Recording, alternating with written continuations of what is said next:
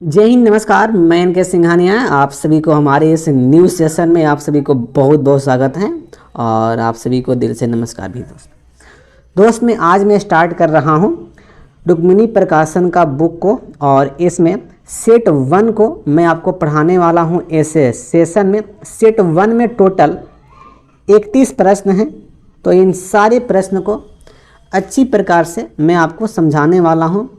मैं एक प्रश्न के लिए मैं 2-3 मेथड में आपको दूंगा और आपको जो अच्छा लगे भाई उस मेथड को आपको एक्सेप्ट करना है और उसी मेथड से जो भी प्रश्न होगा आगे जब भी आएगा आपको सॉल्व करने का प्रयास करना है। दोस्तों देखिए, मैथ में आप भिन्न भिन्न प्रकार के मेथड को आप जानेंगे तभी आप मैथ को सॉर्ट कर सकते हैं। यदि आप मैथ का एक ही मेथड आप जानते हैं भाई, तो आप उस देखिए क्या होता है ना कि कोई प्रश्न एक ही मेथड से लेंदी हो जाएगा और उस वही प्रश्न अलग मेथड से सॉर्ट हो जाएगा।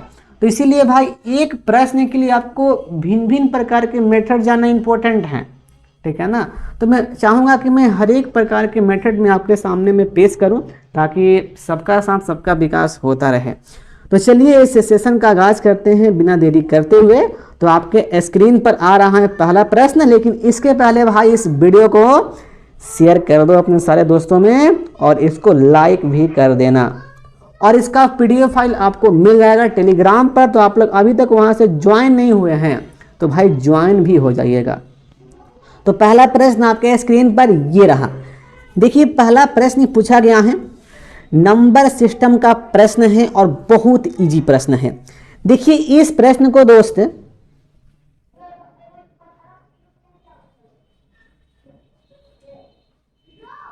इस प्रश्न को आप ऑप्शन से भी यहां पे कर सकते हैं, लेकिन सबसे पहले मैं आपको बता रहा हूं कि बेसिक मेथड से इस प्रश्न को किस प्रकार किया जा सकता है। देखिए प्रश्न क्या है, 5 अंकों की वह सबसे छोटी संख्या कौन सी है जिसे 7 से विभाजित करने पर 6 शेषफल बचता है। अब भाई 5 अंकों की सबसे छोटी संख्या क्या होती है। देखिएगा जीवन में जब भी आपको छोटी संख्या निकालना हो, जब भी जैसे मैं आपसे पूछ दो कि 4 अंकों की छोटी संख्या क्या होगा। देखिए 4 बोला है ना, तो 1 पे 3 शून्य कर दीजिए, जितना बोले उससे एक कम 1 पर 0 आपको बैठाना है। यदि मैं आपसे बोल दूं कि 3 अंकों की छोटी संख्या क्या होगा, तो भाई 3 से 1 कम यानी कि 2 0 आपको 1 पर बैठाना होता है। उसी प्रकार से मैं आपसे पूछ दूं कि भाई 6 अंकों की सबसे छोटी संख्या क्या होगा, तो 6 से 1 कम यानी कि 5 शून्य आपको 1 पर बैठाना होगा। तो इस प्रकार से छोटी संख्या निकाला जाता है। तो ये पॉइंट तो आप लोग यहाँ पे सीख गए होंगे, इसमें कोई दिक्कत नहीं है। अब भाई देखिए यहाँ पे क्या बोला गया है, 5 अंकों की सबसे छोटी संख्या यानी कि 1 पर 4 शून्य। देखिए 1 पे ये 4 शून्य हो गया, इसमें 7 से आपको भाग देना है। चलिए बच्चा लेखा आपको इसमें 7 से मैं भाग करना मैं सिखाता हूं। देखिए 7 से भाग करेंगे, जाएगा एक बार में ये 7, नीचे आएगा 3 आएगा और फिर ऊपर से 0 आ गया, ये 30 हो गया, 4 बार में 28 हो गया और फिर यहाँ पर 2 आ गया और फिर यहाँ पे 20 हो गया और फिर ये जाएगा 14, 2 बार में यहाँ पर और फिर यहाँ पे आ गया ये 6 आ गया और ये 60 हो गया और ये जाएगा 8 बार में 56 हो गया। तो भाई यहाँ पे शेषफल क्या आ गया, शेषफल यहाँ पे 4 आ गया, लेकिन हमसे शेषफल कितना लाने के लिए कहा गया है, 6।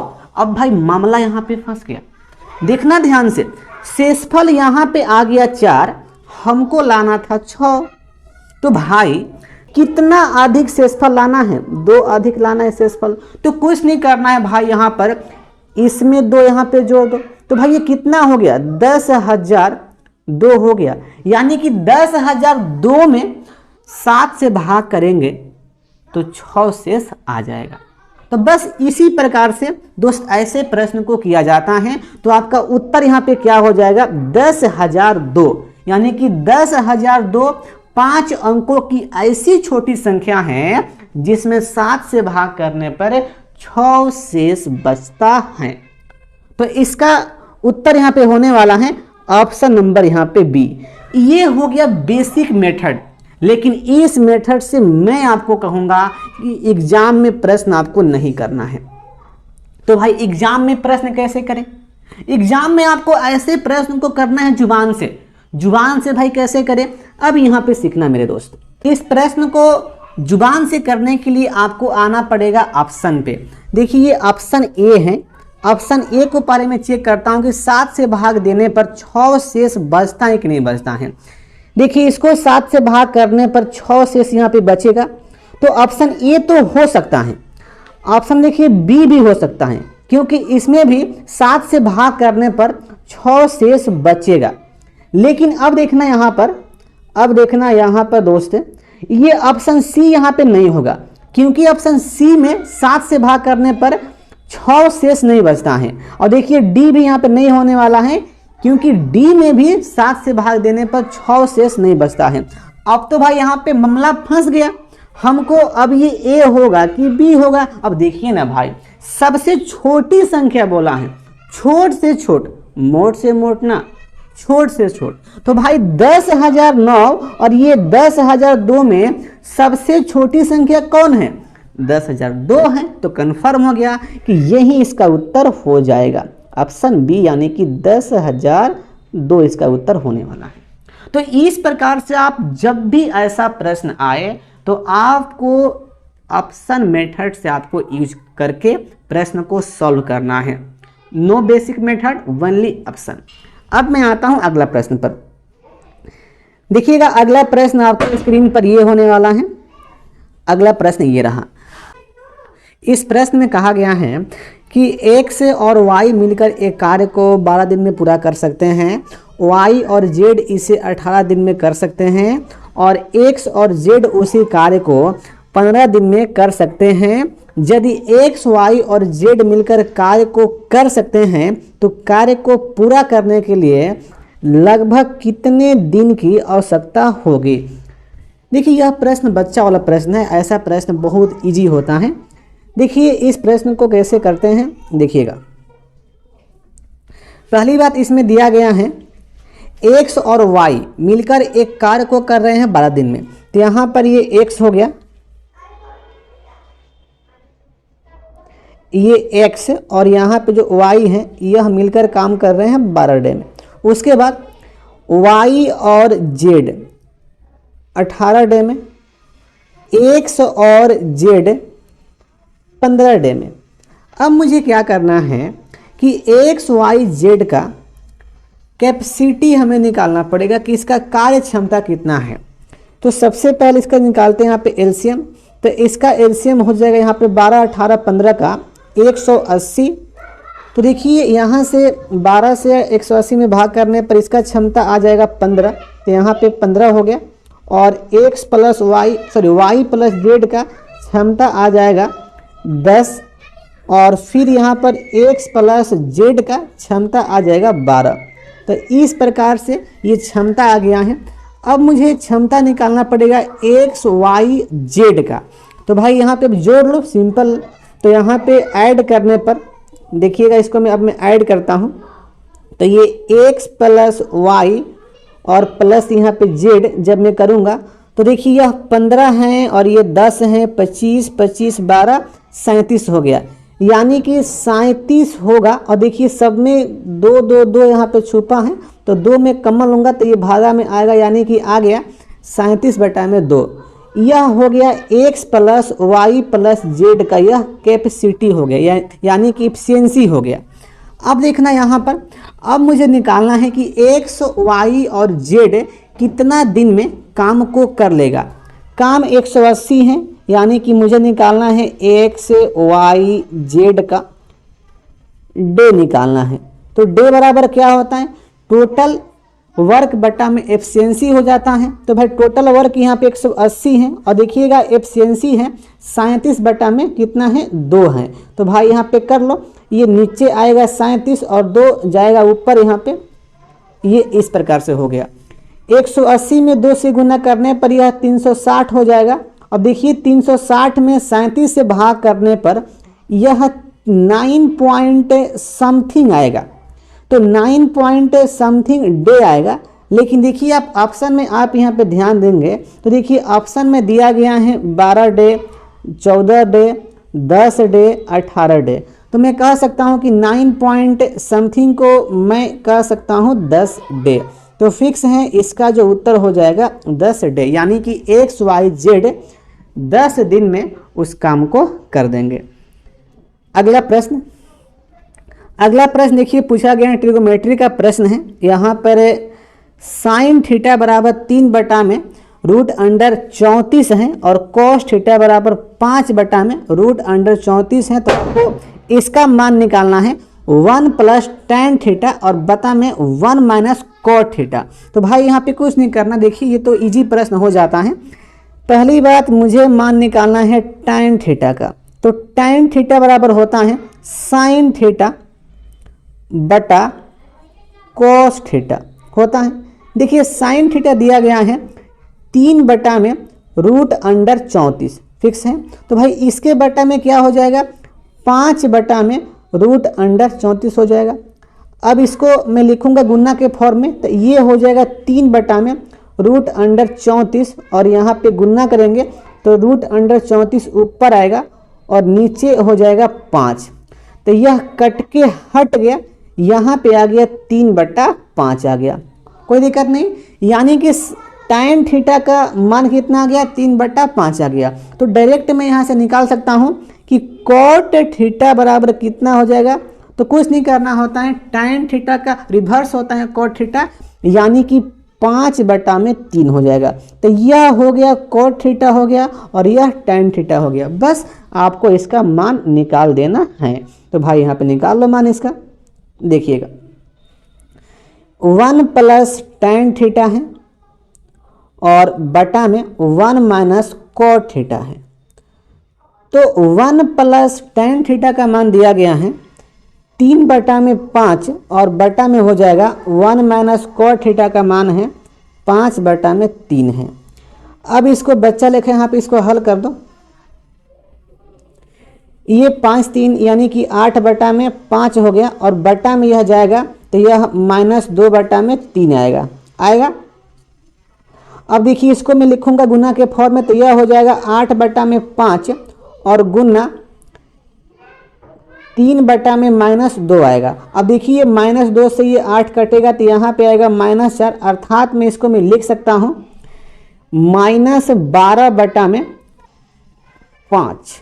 देखिए दोस्त यहाँ पे क्या हो गया माइनस 12 बटा में 5 हो गया। तो कन्फर्म है कि 1 प्लस tan थीटा बटा में 1 माइनस कॉट थीटा का जो यहाँ पे वैल्यू आ गया है माइनस 12 बटा में 5 आ गया है। देखिएगा यह दिया गया है, देखिए यह दिया गया है ऑप्शन नंबर यहाँ पे बी होगा इसका उत्तर, माइनस 12 बटा में 5। अगला प्रश्न देखिएगा, अगला प्रश्न पूछा गया है परसेंटेज से ये प्रश्न है। एक परीक्षा उत्तीर्ण करने के लिए पूर्णांकों का 50% लाना आवश्यक है। परीक्षा में 2 प्रश्न पत्र शामिल हैं। एक छात्र ने 200 पूर्णांक वाले पहले प्रश्न पत्र में 40% अंक प्राप्त किए। परीक्षा में उत्तीर्ण होने के लिए 150 पूर्णांक वाले दूसरे प्रश्न पत्र में उसे न्यूनतम कितने प्रतिशत अंक प्राप्त करने होंगे। अब देखिए दोस्त इस प्रश्न में क्या कहा गया है कि एक परीक्षा हो रहा है और उस परीक्षा में मैथ से अलाउंस कर दिया गया है कि जो बच्चा 50% अंक लेकर आएगा वही परीक्षा में पास होगा, नहीं तो बोरिया बिस्तर बांधकर घर पर जाएगा। अब इस परीक्षा में 2 सब्जेक्ट हैं और एक सब्जेक्ट 200 अंक का है और एक सब्जेक्ट 150 अंक का है, अर्थात टोटल 350 अंक का ये परीक्षा हो रहा है। तो मैं आपसे पूछूं कि भाई परीक्षा में पास होने के लिए कितना अंक लाना पड़ेगा पहली बात। तो देखो यहाँ पे मैं निकाल लूँ यहाँ पर ये पास अंक, कितना पास अंक चाहिए परीक्षा में पास होने के लिए।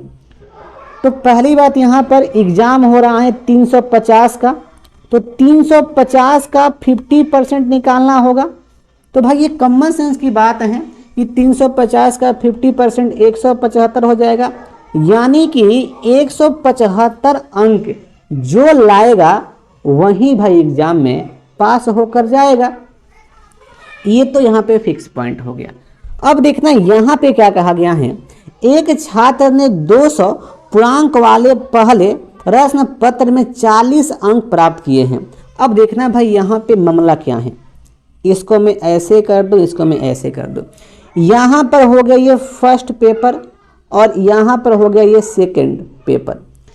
फर्स्ट पेपर टोटल कितना का है, 200 का है, और ये सेकंड पेपर कितना का है, तो यह 150 का है। ओके, फर्स्ट पेपर में 40% अंक लाया है, यानी कि 200 का 40% लाया है। अर्थात मैं कह सकता हूँ, देखिए 10% तो 20 हो गया और यहाँ पे 40% 80, यानी कि फर्स्ट पेपर में वह 80 अंक लेकर आया है। तो भाई टोटल अंक उसको लाना है 175, लेकिन फर्स्ट पेपर में वह 80 अंक लाया है। तो मैं आपसे पूछूं कि भाई सेकंड पेपर में उसे कितना अंक लाना चाहिए। सेकंड पेपर में 175 में 80 माइनस करेंगे, यानी कि 95 अंक लाना पड़ेगा। तो भाई यही तो हमसे प्रश्न पूछा गया है कि परीक्षा में उत्तीर्ण होने के लिए 150 पूर्णांक वाले दूसरे प्रश्न पत्र में उसे न्यूनतम कितने प्रतिशत अंक प्राप्त करने होंगे, यानी कि हमें इस 95 को परसेंटेज में चेंज करना है। तो भाई यहाँ पे कर लो।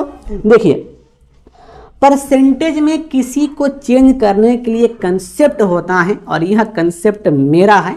देखिएगा कंसेप्ट क्या है दोस्त, कंसेप्ट यही है कि जिसका परसेंट निकालना हो उसको ऊपर रखना है, और जिससे निकालना हो उसको नीचे रखना है। यानी कि यहाँ पर ये 95 का निकालना है तो 95 ऊपर हो गया। और भाई रुको ना, इसको मैं यहाँ पे निकाल देता हूँ, स्पेस का हल ही है यहाँ पे। देखिए यहाँ पे मैं निकाल देता हूँ 95। देखिए तो ये 95 ऊपर हो जाएगा। और भाई किससे निकालना है, 150 से, तो 150 यहाँ पे नीचे हो जाएगा। अब परसेंट के लिए गुना 100 कर दो। अब देखिए यहाँ पर ये 0 0 कट के हट गया, यहाँ पर ये 5 से 3 बार में, और यह 5 से हो गया 19 बार में, यानी कि 190/3 आ गया। यदि आप इसको भाग करेंगे तो यह आएगा 63.33% आएगा। तो मैं इसको लिख सकता हूँ लगभग में 64%। तो फिक्स है कि उसको 64% अंक प्राप्त करने होंगे पास होने के लिए। देखिएगा यह दिया गया है ऑप्शन नंबर यहाँ पे डी में। अगला प्रश्न देखिए दोस्त, पूछा गया है अलजबरा का प्रश्न है, और ऐसा प्रश्न जब भी आए तो मैं आपसे हमेशा कहूँगा कि आप ऐसा प्रश्न को जुबान से करने का प्रयास करिएगा। देखिए कुछ नहीं है प्रश्न में, यहाँ पे हमें मान निकालना है, इसका मान निकालना है कि इसका मान क्या होगा, यानी कि a² plus AB plus B² का मान निकालना है हमें। बस देखो भाई यहाँ पे क्या दिया गया है, a² माइनस B² बराबर 25 दिया गया है, और a प्लस B बराबर 5 है। तो भाई देखो इसको मैं लिख सकता हूँ a plus B into a minus B बराबर 25। जब यह पार्ट दिया गया है 5, तो यह पार्ट में फाइंड कर सकता हूँ क्या, 5 से कट्टा हट्टा, यानी कि यहाँ पे 5 आ गया। तो भाई a माइनस बी कितना आ गया, 5 आ गया। कन्फर्म होना। अब देखना मेरे भाई, अब मुझे इसका मान निकालना है। तो भाई देखो इसका मान निकालने के लिए आपको एक अलजबरा का बेसिक फार्मूला आपको याद होना चाहिए, और वह बेसिक फार्मूला यह है। देखिएगा वह बेसिक फार्मूला क्या है, वह बेसिक फार्मूला है कि AQ माइनस BQ बराबर क्या होता है, तो A minus B into A² plus AB और प्लस B² होता है। यही तो होता है इसमें। बस देखिए यहाँ पर इसका मान दिया गया है, कितना है, 625 है, और देखिए इसका मान भी यहाँ पे आ गया, इसका मान कितना आ गया, 5 आ गया। तो भाई इसी का मान निकालना है ना, भाई हमें किसका मान निकालना है, इसी का मान निकालना। तो यहाँ से निकल गया 625 में 5 से भाग कर दो तो भाई कितना आ गया, 125 आ गया।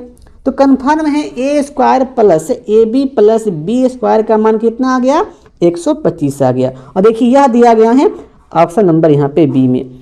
आप ऐसे प्रश्न को जुबान से भी कर सकते हैं, कट्टा कट्टी। ओके, अगला प्रश्न। अब देखिएगा अगला प्रश्न यहाँ पे यह है आपके स्क्रीन पर, और यह प्रश्न पूछा गया है एलसीएम एंड एसीएफ चैप्टर से। अब भाई कैसे मैं पहचान लिया कि यह प्रश्न है एलसीएम एंड एसीएफ चैप्टर से हैं, तो देखिएगा यहाँ पे दिया गया है कि वह सबसे बड़ी संख्या बताएं। तो जब भी प्रश्न में दिया हो कि बड़ी संख्या यानी कि बड़ी से बड़ी निकालना हो, तो वैसी स्थिति में प्रश्न हो जाता है एसीएफ का, यानी कि हमें इसमें एसीएफ निकालना है। अब देखना मेरा भाई, यहाँ पे हमें निकालना पड़ेगा इसमें एसीएफ। देखिए पहले प्रश्न यहाँ पे क्या कहा गया है कि वह सबसे बड़ी संख्या बताएं जिससे 155, 260 और 315 को विभाजित करने पे क्रमशः 5, 10 और 15 शेष फल बचेगा। तो देखिए इस प्रश्न को सबसे पहले मैं करा रहा हूँ बेसिक मेथड से, और इस प्रश्न को पूरा डिटेल में यह प्रश्न कैसे सॉल्व होता है, और उसके बाद मैं आपको बताऊंगा कि ऐसे प्रश्न को जुबान से कैसे कर सकते हैं। देखिएगा मेथड नंबर ये 1 है।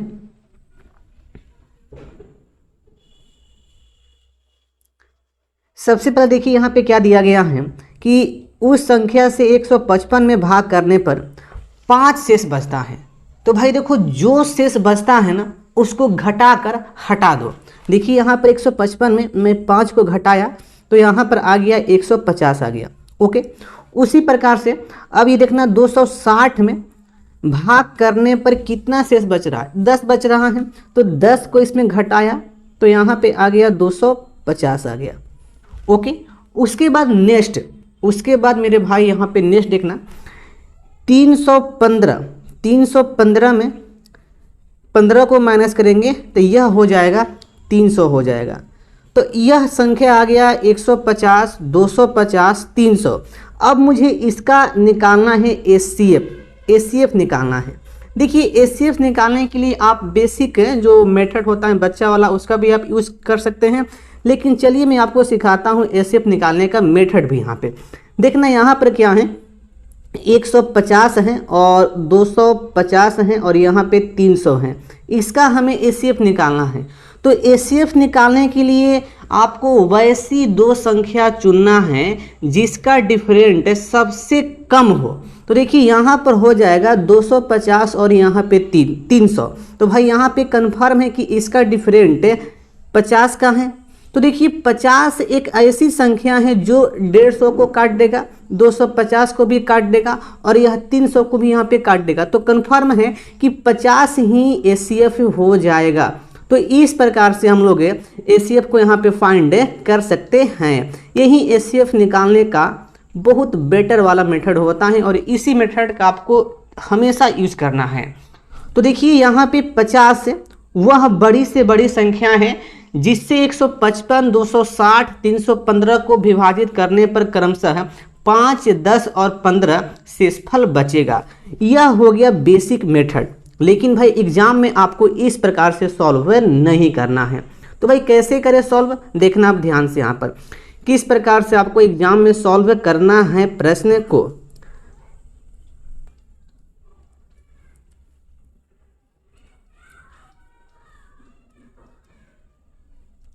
हाँ, अब देखिएगा एग्जाम में प्रश्न को सॉल्व करने के लिए आपको यूज करना है ऑप्शन मेथड।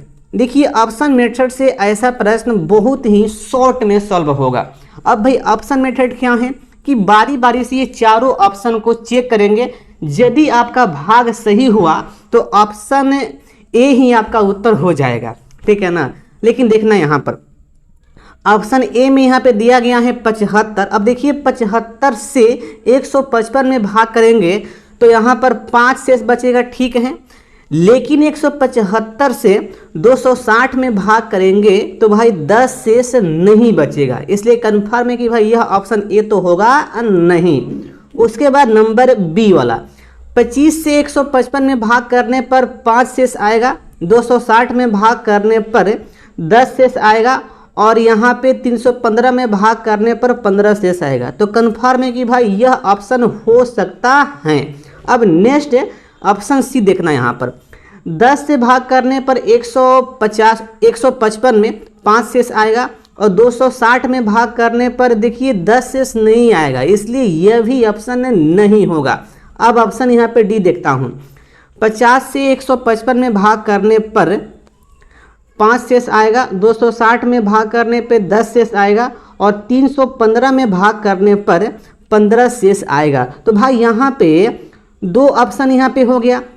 देखिए बी भी हो सकता है और यहाँ पे डी भी हो सकता है, लेकिन हमें क्या निकालना है कि बड़ी से बड़ी संख्या। तो इसलिए कन्फर्म है कि 50 ही इसका उत्तर होने वाला है, यानी कि ऑप्शन डी। तो इस प्रकार से भी आप कर सकते हैं, लेकिन मैं आपको हमेशा सजेशन में दूंगा कि आप एग्जाम में ऑप्शन मेथड का ही आप यूज करेंगे, तभी आपसे ऐसा प्रश्न शॉर्ट में हो पाएगा। तो अब मैं आता हूं अगले प्रश्न पर, और अगला प्रश्न आपके स्क्रीन पर ये रहेगा। देखिएगा अगला प्रश्न पूछा गया है, बहुत इजी प्रश्न है।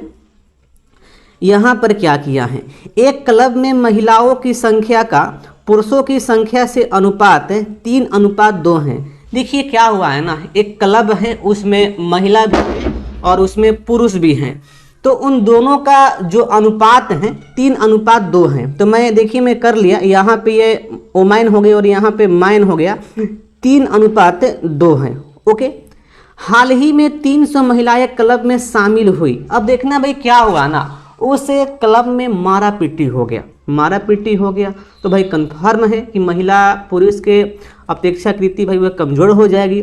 तो वैसी स्थिति में क्या हुआ कि और 300 महिला उसमें आ गई। अब देखिए जैसे ही महिला उसमें आ पहुँचे तो अनुपात में चेंजिंग हो गया। काहे लिए भाई, क्योंकि महिला का संख्या बढ़ गया। तो भाई अब अनुपात कितना हो गया है, 5:2 हो गया है। तो अब अनुपात हो गया है 5:2 हो गया है। अब आप यहाँ पे कहेंगे कि सर जी माइन का पहले 2 ही था, अब भी 2 ही है। क्यों? क्योंकि भाई माइन का संख्या नहीं बढ़ा है, संख्या बढ़ा है ओमाइन का। इसलिए देखिए ओमाइन का अनुपात पहले 3 था, अब यहाँ पे 5 हो गया है। अब देखिए यहाँ पे प्रश्न में क्या पूछा गया है कि क्लब में अब महिला सदस्यों की संख्या क्या होगी, हमें ये फाइंड करना है। देखिएगा यहाँ पर ये पहले संख्या 3 अनुपात में था, लेकिन अब संख्या कितना हो गया है, 5 अनुपात में हो गया है। तो मैं यहाँ पे कह सकता हूँ कि रेशियो में मेरी दोस्त 2 यूनिट बढ़ गया है। बढ़ा है कि नहीं बढ़ा है, लेकिन संख्या में कितना बढ़ा है, महिला की संख्या 300 बढ़ा है। तो मैं इसलिए कह सकता हूँ कि 2 यूनिट बराबर 300 हो गया। तो 1 यूनिट बराबर कितना होगा, 150 हो जाएगा। हमें क्या निकालना है कि अब महिलाओं की संख्या कितनी होगी, यानी कि हमें इस 5 का मान निकालना है। तो 5 में 150 से गुना कर देंगे तो भाई यह कितना हो जाएगा, देखिए 15×5 = 75, यानी कि 750 हो जाएगा। तो अब उस क्लब में 750 महिला हो गई हैं। तो इसका आंसर होने वाला है 750। अगला प्रश्न देखिएगा, अगला प्रश्न पूछा गया है एलसीएम एंड एचसीएफ चैप्टर का प्रश्न है, और ऐसा प्रश्न बहुत एग्जाम में पूछा जाता है। देखिए जब भी ऐसा प्रश्न आए तो ऐसे प्रश्न को करने के लिए आपको किस मेथड को यूज करना है। देखिएगा मैं आपके सामने में 2 मेथड में रखूँगा, और 2 मेथड में आपको जो अच्छा लगे भाई उसको आप यूज करना जीवन में जब भी इस प्रकार का प्रश्न आए। मेथड नंबर 1 देखना, पहले प्रश्न में यहाँ पर क्या पूछा गया है। 2 संख्याओं का योग 60 है और उनके मासा और लासा क्रमशः 12 और 72 हैं। दोनों संख्याओं के व्युत्क्रम का योग कितना होगा। देखिए यहाँ पे दिया गया है एचसीएफ यहाँ पे दिया गया है 12, एलसीएम 72 है। एक कंसेप्ट यहाँ पे यूज होता है कि एचसीएफ जब एलसीएम को डिवाइड करता है तो वैसी स्थिति में संख्याओं का अनुपात आता है। तो देखना 12 को 72 में भाग करेंगे तो यहाँ पे बर्छा के 72, यानी कि जो यहाँ पे 6 आया, यह 6 क्या है, ए और बी का अनुपात है। लेकिन भाई अनुपात यहाँ पे कैसे फाइंड कर लेते हैं, देखना ध्यान से यहाँ पर ये 6 को वैसी संख्या में आपको इसको डिवाइड करना है जिसका एचसीएफ 1 हो। तो भाई 6 का यानी कि 3 होगा, यहाँ पे 2 होगा, तो कन्फर्म है कि संख्याओं का जो अनुपात आ गया 3:2 आ गया। तो इस प्रकार से यह निकल पाता है। मैं क्या बोला कि एचसीएफ से एलसीएम में डिवाइड करने पर संख्याओं का अनुपात आता है और इस प्रकार से यह संख्याओं का अनुपात यहाँ पर आ गया है। देखिए दोनों संख्याओं का योग दिया गया है 60, तो मैं यहाँ पे कर सकता हूँ। देखिए 3, 2, 5 यूनिट का जो वैल्यू यहाँ पे दिया गया है संख्या में 60 दिया गया है। तो अब ये 5 से 60 कटा तो 1 यूनिट बराबर 12 हो गया। तो मैं यहाँ से संख्या निकाल लिया। देखिए पहली संख्या कितना आ गया, बढ़ती यानी 36 आ गया, और अगली संख्या कितना आ गया, 12 से गुना किया तो यह 24 हो गया। अब देखना यहाँ पे हमें क्या निकालना है कि दोनों संख्याओं के व्युत्क्रम का योग कितना होगा, हमें ये फाइंड करना है। तो एक संख्या तो 36 आ गया है और एक संख्या आ गया है 24। इसका हमें फाइंड करना है व्युत्क्रमों का योग। तो यहाँ पे मैं इसको निकाल देता हूँ। देखना तो इसका व्युत्क्रम होगा 1/36 और एक हो जाएगा 1/24 हो जाएगा। बस इसका निकाल लो यहाँ पर एलसीएम, तो यह हो जाएगा, नीचे आएगा 72 और देखिए 36 दूनी का 72 यानी कि 2 और प्लस यहाँ पे 24 72 3 हो गया यानी कि 5/72 हो गया। तो यही इसका उत्तर होने वाला है। दोनों संख्याओं के व्युत्क्रम का जो कितना हो जाएगा तो 5/72 हो जाएगा। देखिएगा यह दिया गया है ऑप्शन नंबर यहाँ पर बी में। दोस्त यह जो मेथड है यह मेथड रेशियो मेथड है। रेशियो मेथड से ऐसे प्रश्न को इस प्रकार से सॉल्व किया जाता है। लेकिन अब मैं बता रहा हूँ अगला मेथड नंबर 2। देखना हल्का सा मैं इसको इरेज कर दूँ।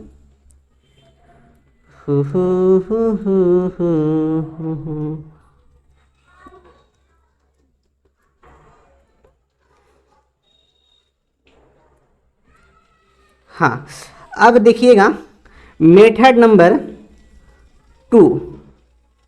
देखिए मेथड नंबर 2 क्या है, आपको निकालना है कि दोनों संख्याओं के व्युत्क्रमों का योग कितना होगा। बस आपको यही ना फाइंड करना है। देखिएगा कुछ नहीं करना है, मेथड नंबर 2 से प्रश्न बच्चा वाला हो जाता है। पहली बात देखिए यहाँ पे एलसीएम एचसीएफ दिया गया है, एचसीएफ 12 है और एलसीएम यह 72 है। ओके 72 हो गया। अब उसके बाद एक आप फार्मूला जानते हैं बचपन से ही कि संख्याओं का गुणनफल बराबर एलसीएम गुना एचसीएफ होता है। तो देखिए यहाँ पे कन्फर्म है, मैं मान लिया कि संख्या हमारा कोई ए है, अगला बी है और इसका गुणनफल बराबर क्या हो जाएगा, एचसीएफ गुना एलसीएम हो जाएगा। अब देखना यहाँ पर मेरे भाई एचसीएफ दिया गया है 12 गुना और एलसीएम 72 हो जाएगा, यानी कि यह ए बी का वैल्यू इतना आ गया, कोई दिक्कत नहीं। अब मुझे ये दोनों संख्याओं के व्युत्क्रमों का योग निकालना है। 1/a प्लस 1/b, तो इसको बट्टा पे के जोड़ करूँगा तो यह हो जाएगा a प्लस b और बटा में a इंटू बी हो जाएगा। कन्फर्म है भाई a प्लस बी कितना आएगा, तो भाई कुछ नहीं करना। देखिए यहाँ पे प्रश्न में दिया गया है 60, तो यह 60 हो गया और a गुना b यह 12 गुना 72 हल ही है। तो बस यहाँ पे कर लो 12 5 60 हो गया यानी कि 5/72 आ गया। तो व्युत्क्रमों का जो कितना आ गया 5/72। तो आप इस प्रकार से भी आप निकाल सकते हैं। देखिए यह दिया गया है ऑप्शन नंबर यहाँ पर बी में। तो मैं कहूँगा कि जब भी ऐसा प्रश्न आए तो ऐसे प्रश्न को आप इस प्रकार से ही करिए, क्योंकि इस प्रकार से प्रश्न शॉर्ट हो जाता है। अगला प्रश्न देखिएगा, अगला प्रश्न पूछा गया है, ये सिंप्लीफिकेशन का प्रश्न है, इजी प्रश्न है। देखिए यहाँ पर क्या करना है, यहाँ पर दिया गया है रूट में 54 है और गुना रूट में 125 है बट्टा 24 और रूट में 45 है। इसको सॉल्व करना है तो मैं इसको लिख सकता हूँ रूट अंडर 54 गुना 125 और बट्टा में, रुको ना हल्का सा, मैं इस रूट को मैं पूरा में कर देता हूँ, क्या इसको ओवरऑल ऐसे में कर दूँ तो ये 54 गुना 125 और बटा में 24 गुना 45 हो जाएगा। इतना हो सकता है कि नहीं हो सकता है? बिल्कुल हो जाएगा। अब यहाँ से मारा पिट्टी यहाँ पे कर लो, देखिएगा यह 6 से 4 बार में और ये 6 से कटेगा 9 बार में और ये 9 से 45 कट गया 5 बार में कट गया। अब यहाँ 5 से 125 कट गया 25 बार में, तो कितना आ गया? रूट ओवर है 25 बटा में 4 आ गया और इसका वर्गमूल हो जाता है 5 बटा में 2 हो गया। ओके, यानी कि इसको मैं लिख सकता हूँ 2.5। तो इस प्रकार से इसका वैल्यू आ गया 2.5 और यह दिया गया है ऑप्शन नंबर, देखिएगा यह सी में दिया गया है। ओके, अगला प्रश्न, अगला प्रश्न देखिए पूछा गया है प्रॉफिट एंड लॉस का प्रश्न है और यहाँ पे किस प्रकार का कंसेप्ट में यहाँ पे यूज करने वाला हूँ, देखिएगा। एक वस्तु का लागत मूल्य अंकित मूल्य का 75% है।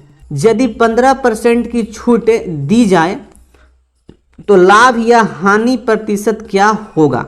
हमें यह फाइंड करना है।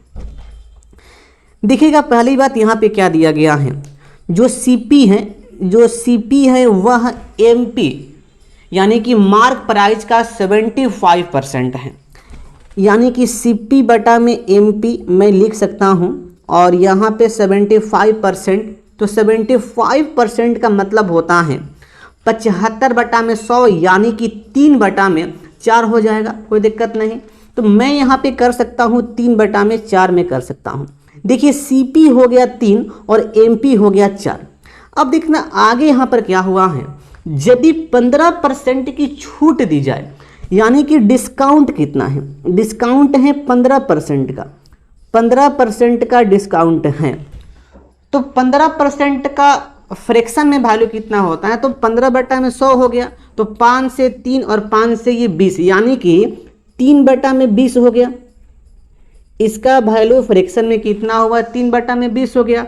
जब मैं देखिए यहाँ पे कन्फर्म है कि जो डिस्काउंट होता है वह एमपी पे होता है, यानी कि एमपी 20 है और डिस्काउंट 3 है, तो 3 जब मैं माइनस करूँगा तो 17 बटा में यह आ गया 20, यानी कि 17 क्या है, यह तो भाई एसपी है, सेलिंग प्राइस है, और 20 एमपी है।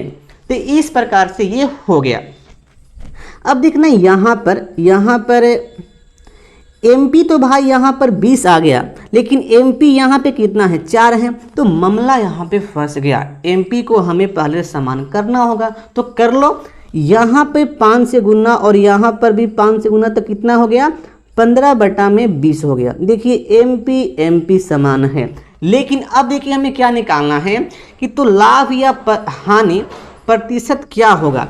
देखिए सीपी तो 15 है और यहाँ पे एसपी कितना है, 17 है, तो कन्फर्म है कि भाई यहाँ पर लाभ हो रहा है, लेकिन लाभ कितना का हो रहा है, 2 का लाभ हो रहा है।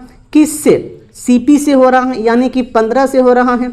अब देखिए परसेंट निकालना है, तो परसेंट के लिए गुना 100 कर लो यहाँ पर, तो देखिए कितना हो गया, 5 से 3 बार में और ये 5 से 20 बार में हो गया, तो 20 दूनी के 40 बटा में यह 3 हो गया। जब यहाँ पे मैं भाग करूँगा 40 बटा में 3 को, तो यह कितना आएगा, देखिए यहाँ पे भाग करेंगे तो यह जाएगा एक बार में, यानी कि 39 यानी कि 13.33% का प्रॉफिट हो जाएगा।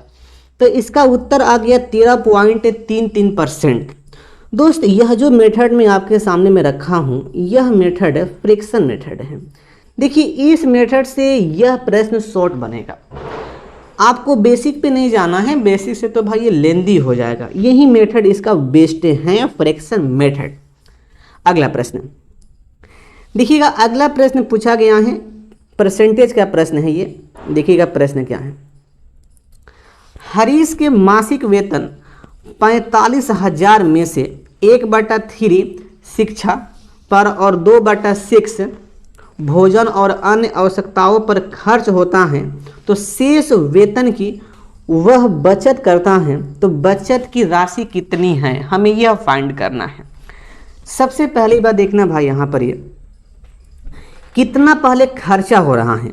देखिए खर्चा हो रहा है, खर्चा जो एक्सपेंडिचर है यह कितना है, यह 1/3 और प्लस 2/6 है।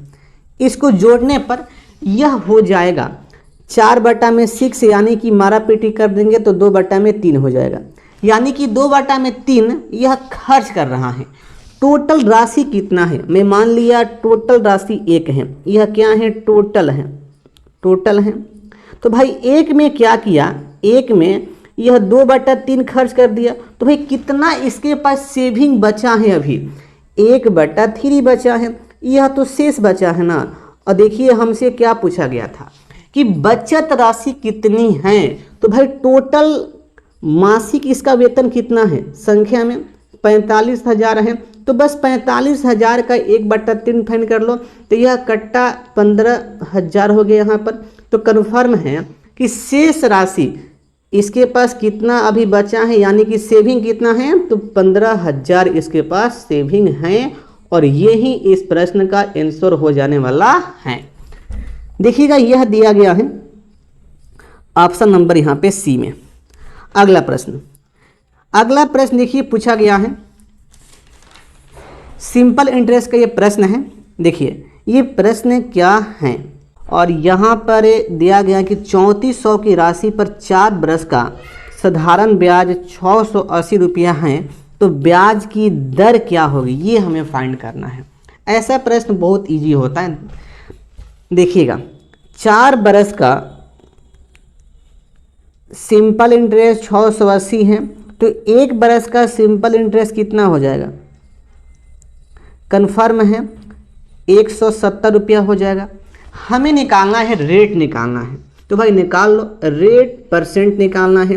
तो भाई 170 1 साल में ब्याज मिल रहा है, तो ब्याज किस पर मिलता है, 3400 पे, यानी कि मूलधन पर। तो कन्फर्म है कि मूलधन यहाँ पे नीचे हो जाता है, अब परसेंट के लिए गुना 100 कर लो, कट्टा पिट्टी यहाँ से हो गया। 17 से 2 बार में, यह 2 से 10 5 बार में, यानी कि आ गया 5%। कन्फर्म है 5% इसका रेट हो जाएगा। इतना लिखने की आपको आवश्यकता नहीं है, जुबान से आप कर सकते हैं। 1 साल देखिए 4 साल में 680, तो 1 साल में 170 हो गया। 170 को परसेंट में चेंज करना है, तो 170 बटा में 3400 गुना 100 कट्टा पिट्टी, यानी कि 5%। ओके, अगला प्रश्न देखिएगा। अगला प्रश्न यहाँ पे पूछा गया है, आयत की लंबाई इसकी चौड़ाई से दुगुनी है और आयत का परिमाप 48 सेंटीमीटर है, तो आयत का क्षेत्रफल कितना होगा, यह आपको फाइंड करना है। देखना भाई यहाँ पे क्या करना है, इसको रेशियो मेथड से कैसे सॉल्व किया जाता है। देखना, इसको मैं आपको बता रहा हूँ रेशियो मेथड से। मेथड नंबर 1 है इसका। देखना, आयत की जो लंबाई है चौड़ाई से दुगुनी है, तो यहाँ पे जो लंबाई है यह चौड़ाई से क्या है, दुगुनी है, यानी कि चौड़ाई 1 है तो लंबाई 2 हो जाएगी, कोई दिक्कत नहीं।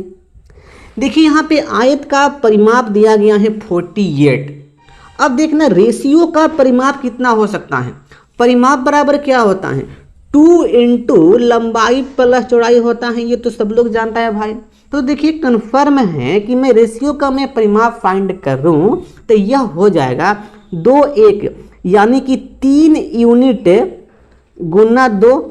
और देखिए यह संख्या में कितना दिया गया है, तो 48 हल ही है। तो देखिए 2 से कट गया 48 24 बार में, और देखिए तो यहाँ से 3 से यह कटा 8 बार में, तो 1 यूनिट का भाई वैल्यू कितना हो गया, 8 हो गया। हमें पहले फाइंड करना है लंबाई और चौड़ाई। तो देखिए 2 का मान निकालता हूँ, 2 में 8 से गुना, तो यह 16 हो गया, और 1 में 8 से गुना, यह 8 हो गया। तो भाई लंबाई आ गया 16 और चौड़ाई आ गया 8। अब हमें फाइंड करना है एरिया, एरिया निकालना है। देखिए एरिया क्या होता है, एरिया क्या होता है, एरिया बराबर लंबाई गुना चौड़ाई होता है। लंबाई दिया गया है 16, चौड़ाई 8 है। अब देखिएगा यहाँ पे 16 8 कितना होता है, तो 16 8 है ये 128 हो जाएगा, 128 मीटर स्क्वायर। देखिए यह दिया गया है ऑप्शन नंबर सी में, सी में यह दिया गया है, देखिएगा यह सी में दिया गया है। तो रेशियो मेथड से यह इस प्रकार से सॉल्व हो जाएगा। और आप चाहते हैं बेसिक मेथड से, तो आप बेसिक से भी आप इसको सॉल्व कर सकते हैं, वही एक्स वाई मानकर यहाँ पर, ठीक है ना। अगला प्रश्न देखिएगा, अगला प्रश्न पूछा गया है, अलजबरा का प्रश्न है और यहाँ पे निकालना है इसका वैल्यू कितना होगा, हमें ये फाइंड करना है।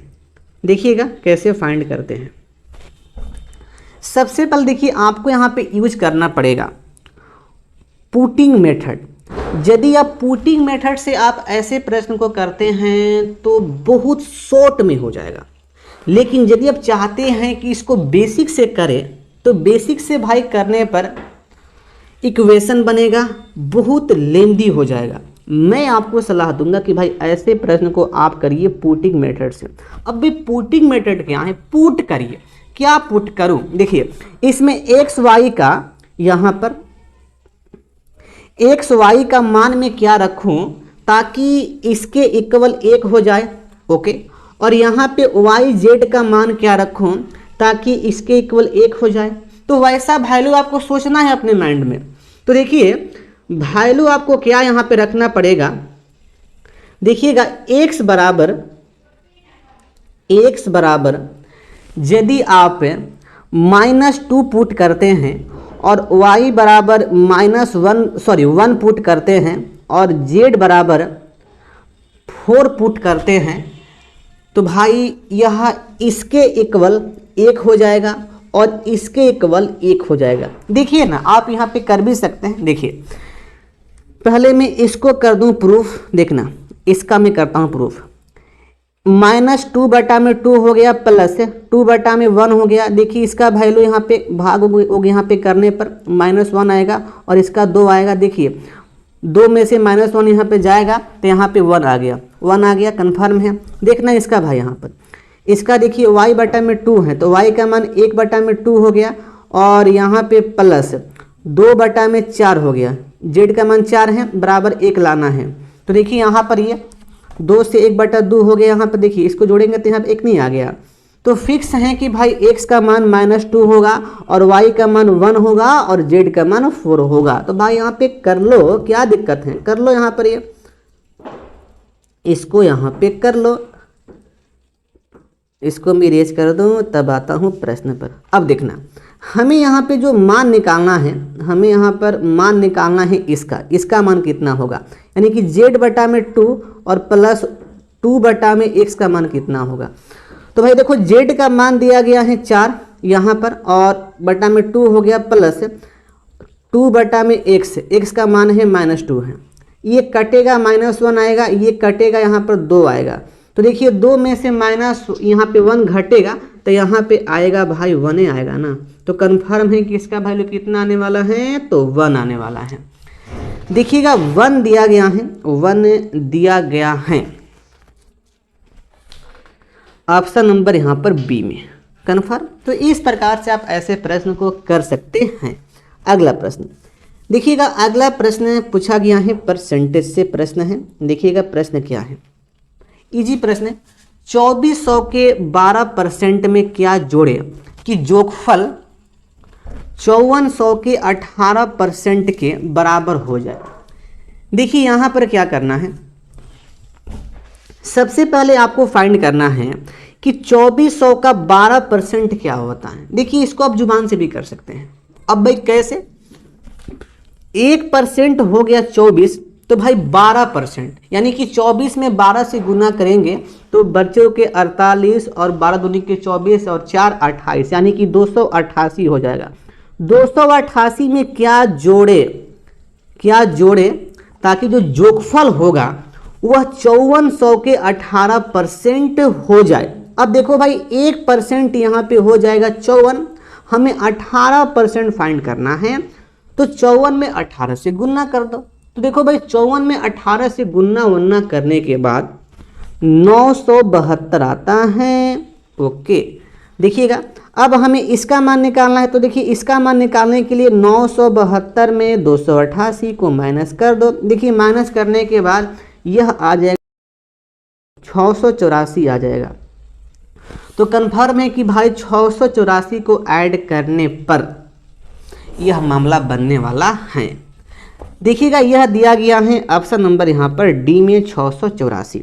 तो आप ऐसे यहाँ पे कर सकते हैं। यदि आपसे ऐसे नहीं हो पा रहा है तो भाई आप इसको ऐसे यहाँ पे कर लेंगे। कैसे? देखिए ऐसे आप यहाँ पे इसको कर लेंगे।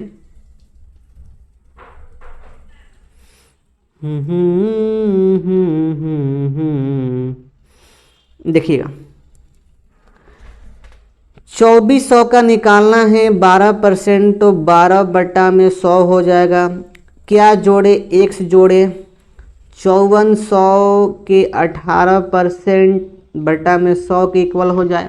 तो आप ऐसे भी काट सकते हैं, 0 0 कट्टा 0 0 कट्टा, गुना करेंगे तो यह आएगा 288 प्लस x, और यहाँ पे कितना आएगा? देखिए 18 में 54 से गुना करेंगे तो यह आ जाएगा 972 आ जाएगा। अब देखिए x को मान निकालना, इसको माइनस करेंगे तो यहाँ पे आएगा 684।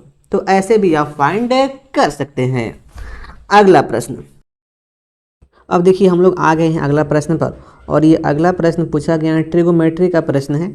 यहाँ पर 1 में sine square 65 degree plus cos square 65 degree. देखिए ना इसके बराबर यहाँ पर √3 tan थीटा है, तो मुझे यहाँ पे थीटा का मान निकालना है। तो कुछ नहीं करना है, एक कंडीशन हम लोग जानते हैं बचपन से ही कि sine square theta plus cos square theta बराबर 1 होता है। तो इस पर तो इसका जो वैल्यू होगा, इसका वैल्यू 1 हो जाएगा, यानी कि 1 में 1, तो ये हो गया कन्फर्म है। अब देखना यहाँ पर ये साइन 15 डिग्री बटा में कोस 75 डिग्री है। तो साइन को या तो आप कोस में कन्वर्ट कर लो या कोस को साइन में, जो आपको आसानी लगे। मैं साइन को मैं कोस में कन्वर्ट करता हूँ। तो देखिए यहाँ पर ये साइन 15 डिग्री है, तो इसको कोस में कन्वर्ट करने पर यह कोस 75 डिग्री हो जाएगा। तो कोस कोस यहाँ पे कट के हट जाएगा, यानी कि यहाँ पर भी 1 आने वाला है, कन्फर्म। उसी प्रकार से यहाँ पर कॉस 65 डिग्री और बटा में साइन 25 डिग्री है। तो कॉस को साइन में कन्वर्ट कर लो, तो यहाँ पर साइन 25 डिग्री हो जाएगा और साइन साइन कट के हटेगा तो यहाँ पे 1 बच जाएगा, और बराबर √3 tan थीटा हो गया। अब इसको ऐड करने पर यह हो जाएगा 3 बराबर √3 tan थीटा। इसलिए मैं लिख सकता हूँ कि tan थीटा बराबर 3 बटा में √3। अब देखिए √3 का मतलब होता है, अर्थात इसके बराबर मैं लिख सकता हूँ 3 बटा में √3, और देखिए इसको परिमेयकरण करने के बाद ना √3 ही आता है। तो मैं इसको यहाँ पे लिखूँगा, तो देखिए यहाँ पर यह हो जाएगा 3 गुना √3 बटा में 3 हो जाएगा। देखिए 3 यहाँ पे कट के हटेगा, तो डायरेक्ट यहाँ पे आ गया tan थीटा बराबर √3। और देखिए √3 जो होता है tan 60 का मान होता है, ये इतना हो गया। तो भाई यहाँ पे लिख सकता हूँ, देखिए tan तो यहाँ पे कट के हट जाएगा, तो थीटा बराबर कितना आ गया? 60 डिग्री आ गया। तो यही इस प्रश्न का उत्तर भी यहाँ पे हो गया है। और देखिए यह दिया गया है ऑप्शन नंबर ए में। तो जब भी इस प्रकार का प्रश्न आए तो आपको ऐसे यहाँ पे हल करना था। वैसे इस प्रश्न को आप जुबान से भी कर सकते हैं, लिखने की आवश्यकता नहीं है। अगला प्रश्न देखिएगा, अगला प्रश्न पूछा गया है, ये तो सिंप्लीफिकेशन का प्रश्न है, इसको ऐड करना है। देखिएगा यहाँ पर 6 बटा में 5 है, ये 6 बटा में 5 हो गया। का मतलब गुना, ये बट्टा पे के जोड़ करेंगे तो ये 4। देखिए इसको आपको गुना ऐसे करना है, देखिए तिरछा तिरछी यहाँ पे करिए, तो 4 में 1 से 4 हो गया, 3 में 2 से 6 हो गया, तो 6 4 10, और फिर इसको इसमें तो 10 बटा में 12 हो गया। ओके 10 बटा में 12 हो गया, माइनस 5 बटा में 6, और फिर गुना। अब देखिए यहाँ पर यह हो जाएगा, देखिए यहाँ पर ये 10 और यहाँ पे 20 है, तो ये 2, यानी कि यहाँ पे 6 हो गया, और ये 12 6 18, यानी कि 18 बटा में 20 हो गया। क्लियर। और फिर यहाँ पे माइनस 1 बटा में ये 6 हो गया। बस इसी को मुझे यहाँ पे हल करना है, तो कर लो यहाँ पे हल इसको। देखना भाई, सबसे पहले गुणना का काम होता है। तो देखिए यहाँ पर मेरे मुन्ना, ये 6 से 12 कटा 2 बार में, और ये 5 से 10 कटा 2 बार में, और फिर ये 5 से 20 4 बार में, और 6 से 18 3 बार में। और देखिए ये 2 से 2 कट के यहाँ पे हट गया, यानी कि 1 माइनस 3 बटा में 4 और माइनस 1 बटा में 6 आ गया। बस इसको बट्टे पेड़ का यहाँ पे कर दो घटाओ। तो देखिए इसका एलसीएम यहाँ पे हो गया 4 6 का एलसीएम 12 हो गया। और देखिए यहाँ पर तो 12 आएगा, और यहाँ पे माइनस 4 3 12, यानी कि ये 9 हो गया, और माइनस यहाँ पे 2 हो गया। तो ये 9 2 11 हो गया, यानी कि 1 बटा में अब 12 हो गया। तो इसका वैल्यू कितना आ गया, 1 बटा में 12 आ गया। और यह देखिए दिया गया है ऑप्शन नंबर यहाँ पे सी में। अगला प्रश्न देखिएगा, अगला प्रश्न यहाँ पे पूछा गया वही सिंप्लीफिकेशन का प्रश्न है। इसका मान निकालना है कि इसका वैल्यू कितना होने वाला है। देखते हैं प्रश्न क्या है। देखिए यहाँ पे दिया गया है 180 भागा, तो यहाँ पे 180 पहले मैं कर लेता हूँ, 180 डिवाइड हो गया। और देखिए यहाँ पर 2 के पावर 3 है, तो 2 के पावर 3 का मतलब होता है 8, और ये 3 के पावर 2 का मतलब 9 और प्लस 1 हो गया, और प्लस 37 से माइनस 20 हो गया।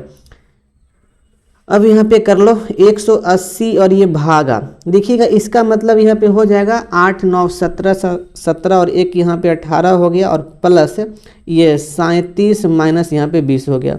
अब इसके बाद इसको यहाँ पे कर लो, इसमें कुछ है नहीं। देखिए ये 180 में 18 से भाग करेंगे, ये 10 आएगा, और देखिए 10 और यहाँ पे 37, ये 47 हो गया, 47 में से 20 गया 27 आएगा। तो इसका वैल्यू कितना आने वाला है 27। और देखिए यह दिया गया है ऑप्शन नंबर बी में। ऐसे प्रश्न को आप जुबान से कर सकते हैं, बस आपका हल्का सा कैलकुलेशन फास्ट होना चाहिए, तो आप ऐसे प्रश्न को जुबान से कर सकते हैं। पेन लगाने की साफ आवश्यकता भाई नहीं है ऐसे प्रश्न में।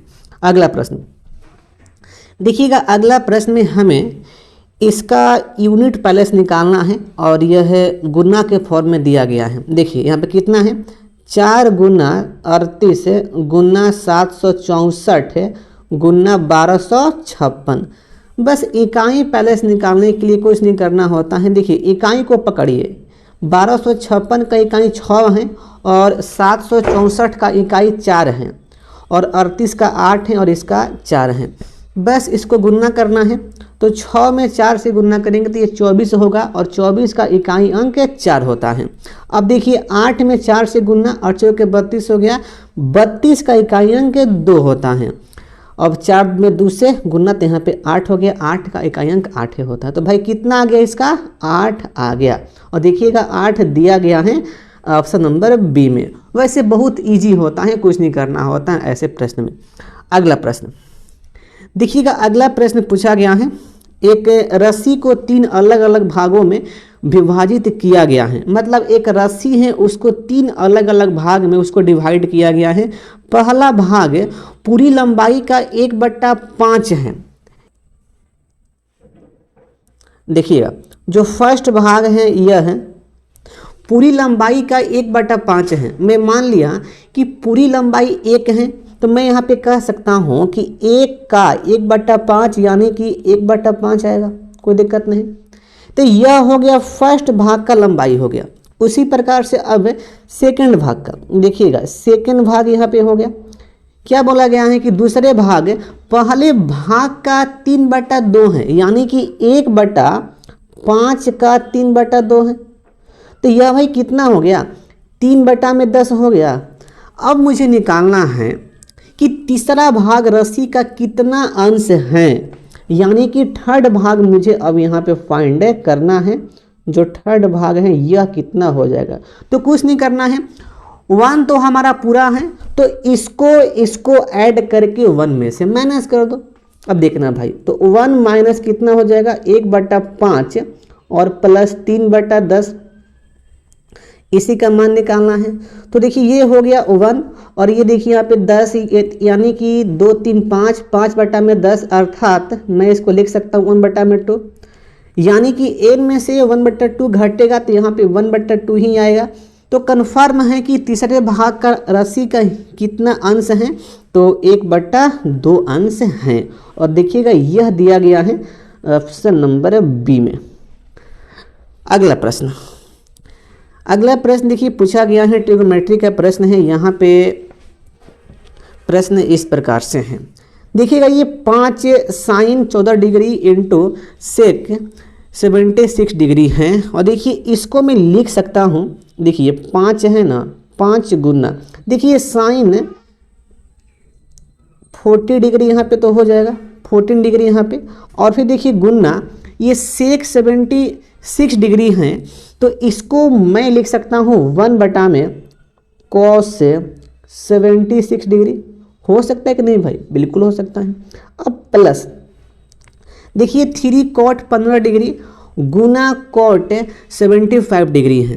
दोस्त एक रूल होता है, इस रूल को जानिएगा, यदि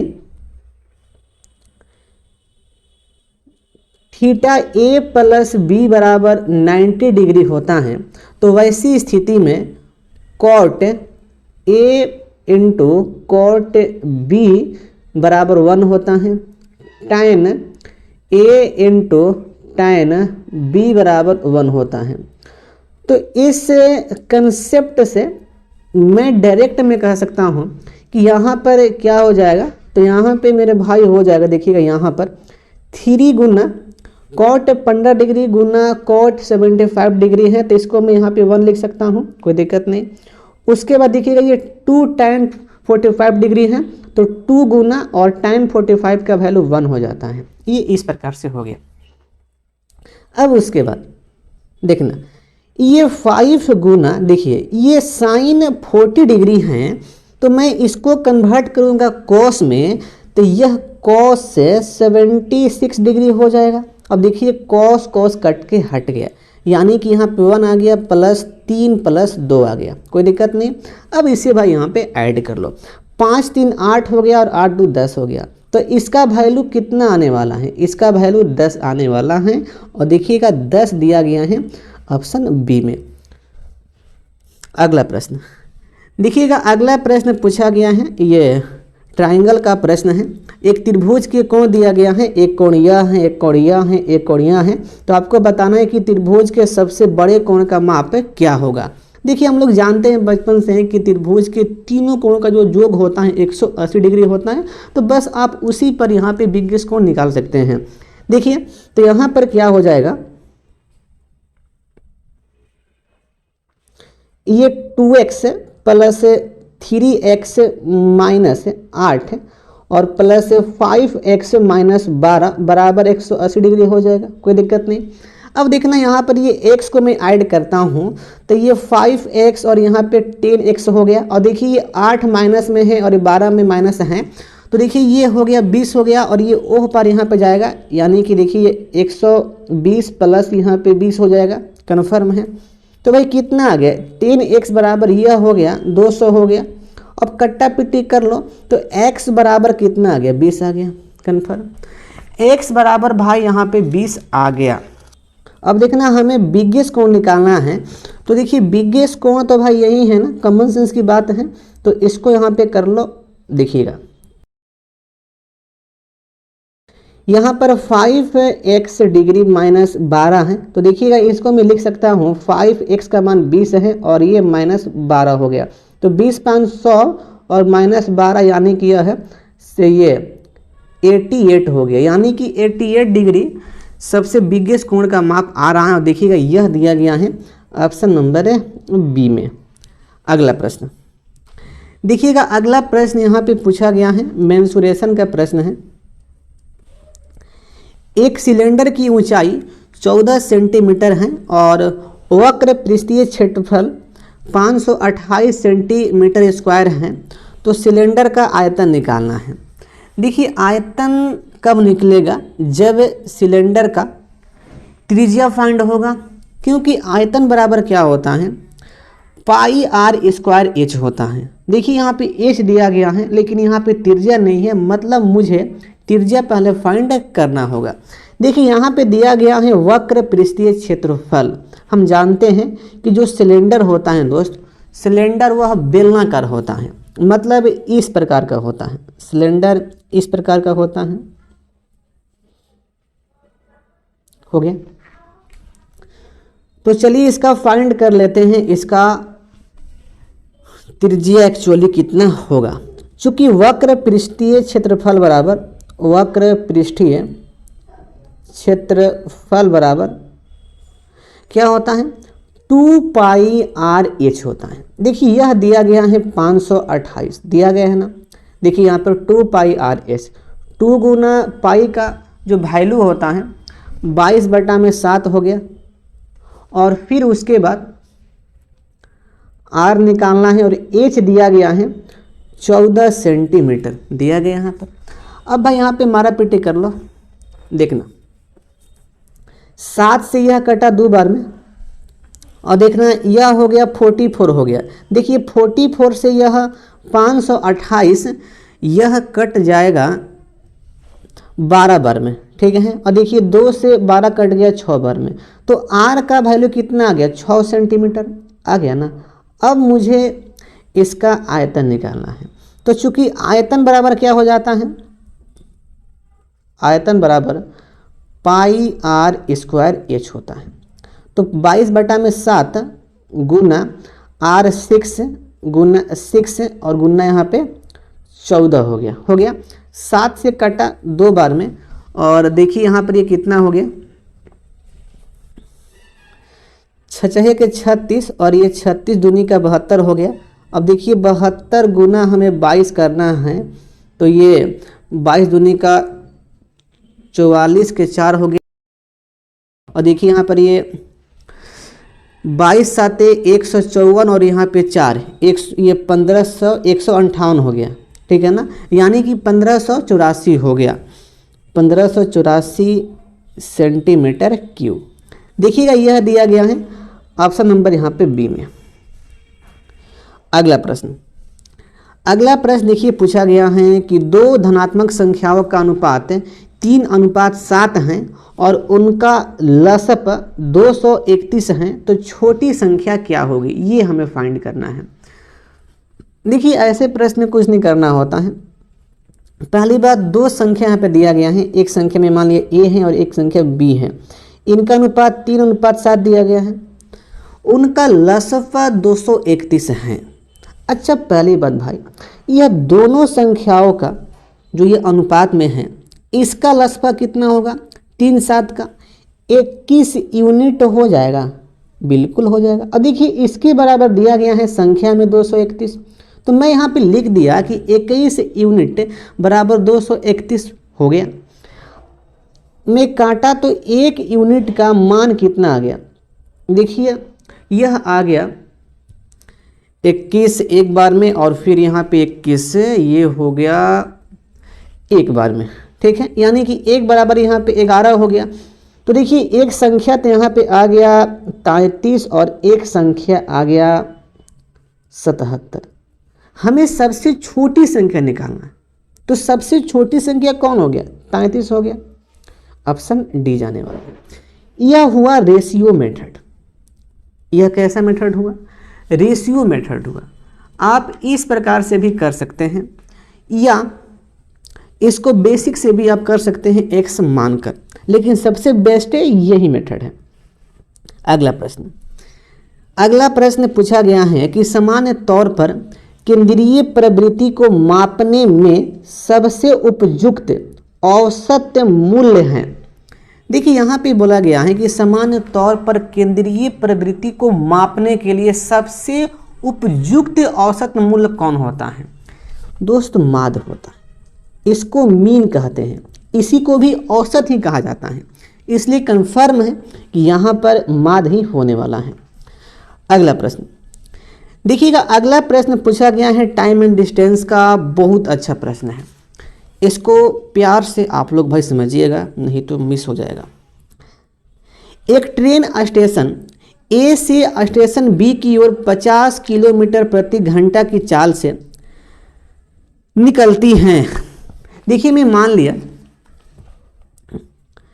यहाँ पर ये, रुको इसको मुझे यहाँ करना पड़ेगा, यहाँ पर यह स्टेशन ए है और यह स्टेशन बी है। क्लियर। यहाँ से एक ट्रेन निकल रही है,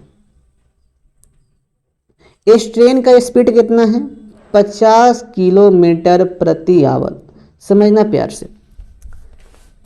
आधे घंटे के बाद एक अन्य ट्रेन स्टेशन बी से स्टेशन ए की ओर 150 किलोमीटर प्रति आवर की चाल से निकलती हैं। अब देखना यहाँ पे मामला क्या होगा। एक पॉइंट। अच्छा भाई, आधा घंटा में यह जो ट्रेन है यह ट्रेन कितना डिस्टेंस तय कर लेगी? फिक्स है कि आधा घंटा में यह 25 किलोमीटर आगे बढ़ जाएगी। मैं मान लिया कि यह ट्रेन यहाँ पे थी, तो अब यह जो ट्रेन है यह ट्रेन भाई यहाँ पे आ गई, यहाँ पे आ गई, यह यहाँ पे आ गई, और यहाँ पर भी इसका स्पीड कितना है उतने है 50 किलोमीटर प्रति आवर। लेकिन कितना डिस्टेंस तय कर ली? 25 किलोमीटर का कर ली, कोई दिक्कत नहीं। और यहाँ से इधर चल रही है। अब देखना जैसे ये यहाँ पे पहुँची और बी ओर से एक और ट्रेन यहाँ पे खुल रही है बी ओर से, और इस ट्रेन का स्पीड कितना है 150 किलोमीटर प्रति आवर। ओके। अब देखिए प्रश्न में क्या पूछा गया है, दोनों स्टेशनों के बीच की दूरी 725 किलोमीटर है, यानी कि यहां से यहां की जो डिस्टेंस है 725 किलोमीटर है। तो मैं कह सकता हूं कि जब यहां से यहां 25 तय हो गया तो अर्थात यहां से यहां का डिस्टेंस 700 हो जाएगा। कोई दिक्कत नहीं, 700 किलोमीटर। अब नेक्स्ट, जिस स्थान पर दोनों ट्रेन मिलती हैं उस स्थान की स्टेशन ए से कितनी दूरी होगी, हमें ये फाइंड करना है। देखिए एक ट्रेन तो भाई इधर से चल रही है और एक ट्रेन इधर से चल रही है। सबसे पहले हमें फाइंड करना है दोनों ट्रेन कितना समय बाद मिल जाएगी, यानी कि मिलने का समय निकालना है। यहाँ पे एक कंसेप्ट यूज होगा दोस्त, हमेशा इसको ध्यान में रखिएगा। जब ट्रेनों का मिलने का समय फाइंड करते हैं ना, तो दोनों ट्रेन समान समय से खुलनी चाहिए, तब ही मिलने का समय निकाल सकते हैं। देखिए यहाँ पे यह कंडीशन फॉलो हो रहा है।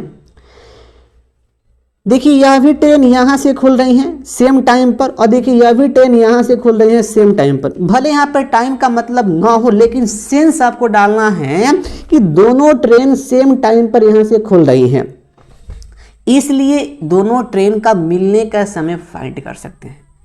यदि सेम टाइम पे नहीं खुलेगी तो मिलने का समय नहीं निकाल सकते हैं भाई। अब देखना, अब मुझे फाइंड करना है मिलने का समय। मैं निकालता हूं मिलने का समय। देखिएगा मिलने का समय, तो टाइम बराबर क्या होता है, फिक्स है भाई, डिस्टेंस बटा में स्पीड हो जाएगा। डिस्टेंस कितना है, डिस्टेंस 700 है, तो 700 ऊपर हो गया। अब देखना इस ट्रेन का स्पीड 50 और इस ट्रेन का स्पीड 150 है। अपोजिट डायरेक्शन डिस्टेंस ऐड होता है, तो यहाँ पर कितना हो जाएगा 50 प्लस 150 यानी कि 200। ये 700 बटा में 200 हो गया। अर्थात मैं लिख सकता हूँ 7 बटा में 2 आवर यानी कि 3.5 आवर, यानी कि 3.5 आवर चलने के बाद दोनों ट्रेन आपस में मिल जाएगी। मैं देखिए माना कि भाई यह जो ट्रेन है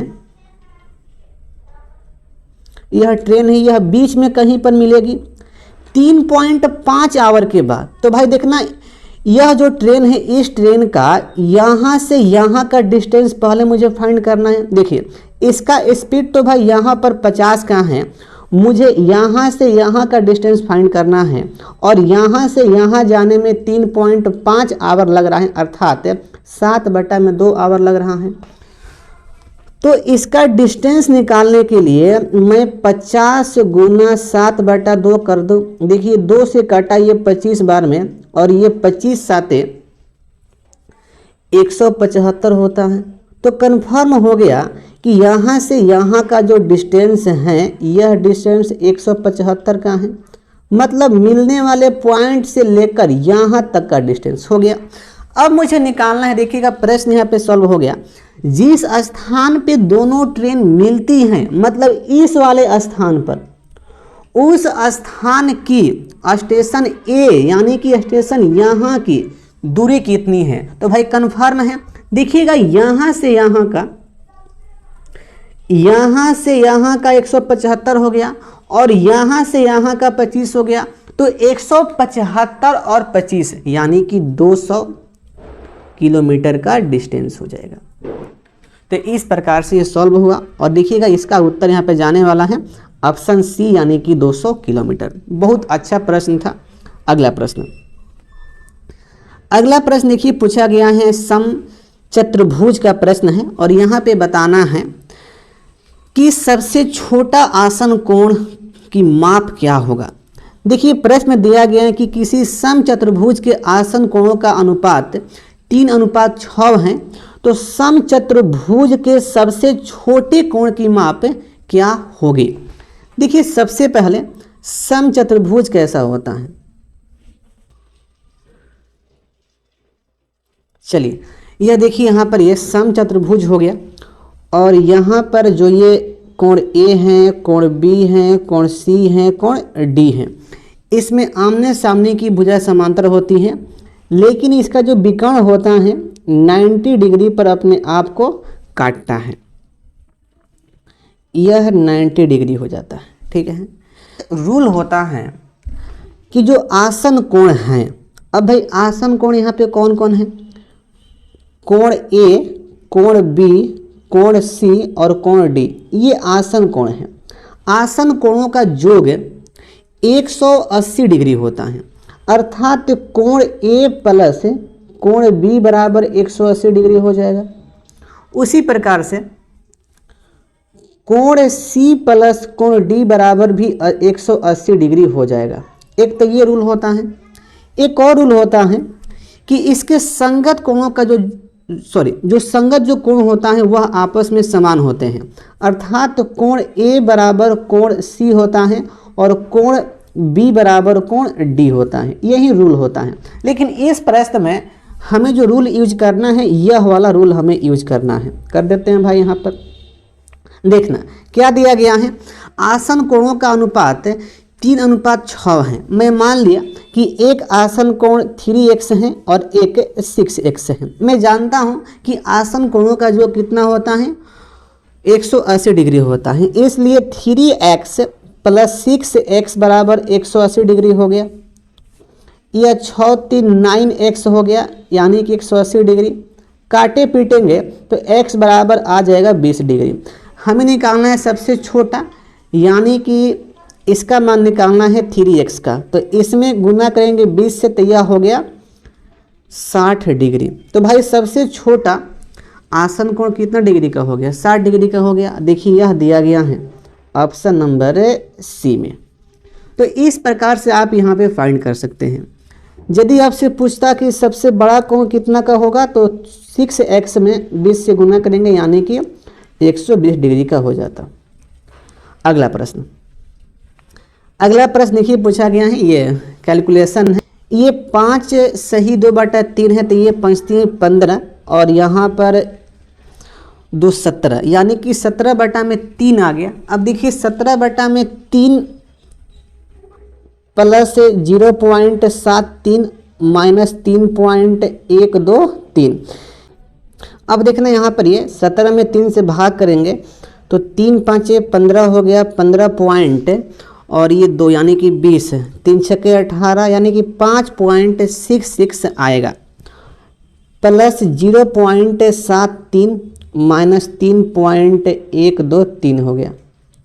अब इसमें क्या करेंगे, इसको ऐड करते हैं तो ये 6 3 9 और ये 7 6 13.516 कितना आ गया 6.39 हो गया, -3.123 इसको करते हैं। देखिए तो 6.390 में माइनस करना है 3.123, तो यह कितना हो जाएगा? 10 में से 3 गए 7 हो गया, और यहाँ पर ये 8 में से 2 गया 6 हो गया, और यह तो 2 हो गया, और पॉइंट यहाँ पे ये 3 हो गया। तो भाई कितना आ गया?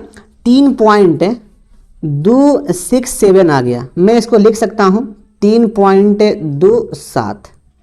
देखिएगा यह दिया गया है ऑप्शन नंबर बी में 3.27। अगला प्रश्न देखिए पूछा गया है, अच्छा प्रश्न है, प्यार से इसको भाई समझिएगा। देखना, श्वेता और हरीश ने 28,000 की आय के साथ एक परियोजना को पूरा किया। इस परियोजना में श्वेता ने 20 दिनों के लिए काम किया और हरीश ने 30 दिनों के लिए काम किया। यदि उनकी दैनिक मजदूरी 5:6 के अनुपात में है तो श्वेता का हिस्सा निकालना है। देखना, सबसे पहले इस प्रश्न में दैनिक मजदूरी जो दिया गया है, मजदूरी यह दिया गया है 5:6 दिया गया है। यह तो हो गया श्वेता का हो गया, और यह हरीश का हो गया। अब भाई वह कितना वर्क किया है, यानी कि यह डे हो गया। अब देखना यहाँ पे दिया गया है कि जो श्वेता है 20 दिन काम किया है, तो यहाँ पर 20 हो गया, और जो हरीश है 30 दिन काम किया है, तो यहाँ पे 30 हो गया। इसको काटेंगे तो यह 2:3 आ गया। अब भाई इनका टोटल मजदूरी कितना हो गया? टोटल, इसको इनकम भी आप बोल सकते हो या मजदूरी भी यहाँ पे बोल सकते हो। तो देखिए 5 में 2 से गुना यह 10 हो गया, और ये 6 में 3 से गुना ये 18 हो गया। इसको काटे पीटेंगे तो यह 5:9 आ जाएगा। देखिए 9×5 यहाँ पे हो गया 14 यूनिट हो गया, और देखिए इसका मान दिया गया है संख्या में 28,000। इसको काटेंगे तो देखिए यहाँ पे आ गया 1 यूनिट बराबर 2,000 आ गया। हमें निकालना है कि श्वेता का हिस्सा कितना है, यानी कि 5 में हमें गुना करना पड़ेगा 2,000 से, तो यह है 5 दूनी के 10,000 हो गया। तो कन्फर्म है श्वेता का हिस्सा कितना हो गया? 10,000 हो गया। ओके, देखिए यह दिया गया है ऑप्शन नंबर सी में। अच्छा, यदि आपसे पूछता कि भाई हरीश का वेतन कितना होता, मतलब कुल वेतन, तो देखो भाई यहाँ पे 9 है, 9 में गुना करते किससे? 2,000 से, तो ये हो जाता 9 दूनी के 18,000। लेकिन हमसे यहाँ पर ये श्वेता से पूछा, इसलिए इसका मैं फाइंड कर दिया हूँ। अगला प्रश्न देखिएगा, अगला प्रश्न पूछा गया है, परसेंटेज का प्रश्न है। 50 लड़कियों और 70 लड़कियों की एक कक्षा ने एक संगीत कार्यक्रम में आयोजित किया है। देखिए भाई गर्ल कितना है? गर्ल दिया गया है 50, और बॉय कितना है? बॉय 70 है। अच्छा टोटल मेरे भाई कक्षा में कितना हो गए? टोटल स्टूडेंट, तो यह हो गया 50 70, यानी कि यह 120 हो गया ना। अब देखना यहाँ पर देखिए आगे बोला गया है कि यदि 40% लड़कियों और 50% लड़कों ने कार्यक्रम में भाग लिया, यानी कि 40% का यहाँ पे बात हो रहा है। तो भाई देखना, लड़की की संख्या 50 था। अब देखिए 50 में से 40% ही भाग ली है, तो भाई 50 का 40% कितना होगा? देखिए 10% 5 हो गया, तो 40% भाई क्या होगा? 5 में 4 से गुना कर लो, यानी कि 5 के 20 हो गया। या आप इसे ऐसे भी फाइंड कर सकती हो, या इसको मेरे भाई ऐसे भी निकाल सकते हो, 50 गुना 40% कट्टा बट्टा में 100 सट्टा, और यह देखिए 2 बार में 2 से यह 20 बार में, तो ऐसे भी आप कर सकते हैं। 20 आ गया।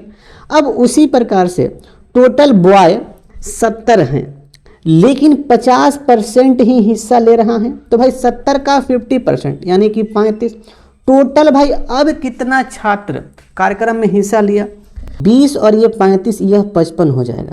और देखिए हमसे पूछा गया है कि अब कितना जो छात्र हैं कार्यक्रम में हिस्सा लिए हैं परसेंटेज में, यानी कि 55 को हमें परसेंटेज में कन्वर्ट करना है। भाई पहले 120 थे, अब कितना हो गया 55 हो गया, यानी कि 55 किससे 120 से परसेंट के लिए गुना 100 कर लो मेरे भाई यहाँ पर। अब देखना यहाँ पे क्या करना पड़ेगा, देखिए शून्य शून्य कट के हटा पहले तो, और 2 से 6 बार में, 2 से 5 बार में, ओके। ये 55 में 5 से गुना 50 25, और ये 50 25, और यहाँ पे 2 यानी कि 275 हो गया। अब मुझे 275 में 6 से भाग करना पड़ेगा, तो 6 चौका 24 हो गया, 24 यहाँ पे 3 यानी कि ये 35 हो गया, और यहाँ पे जाएगा 6 5 30, तो यहाँ पर ये हो गया 50, यानी कि 50 8 छके 48, और फिर यहाँ पे 5, यहाँ पे 3, यानी कि देखिए यह आ गया 45.83% आ गया। तो मैं इसको लिख सकता हूँ 46%। तो भाई टोटल जो है 46% ही छात्र कार्यक्रम में उपस्थित थे, और देखिएगा यह दिया गया है ऑप्शन नंबर ए में। तो इस प्रकार से आप इसको सॉल्व कर सकते हैं।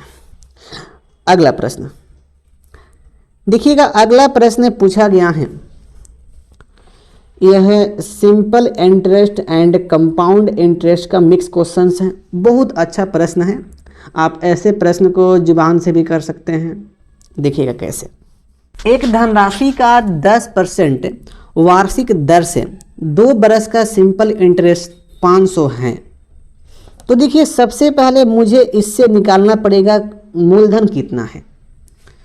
2 बरस में 500, तो 1 बरस में 250, या आप इसको ऐसे भी फाइंड कर सकते हो मेरे भाई।